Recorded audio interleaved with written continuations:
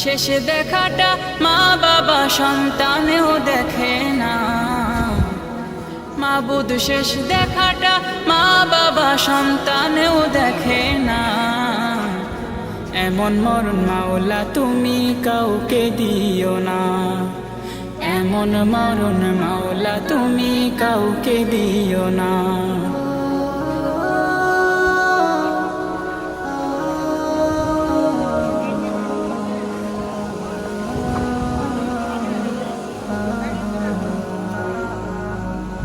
যে মরণ লাশ হলে কেউ চায় না গোসল দিতে, আসে না ছেলে বাবার কফিন কাঁধে নিতে।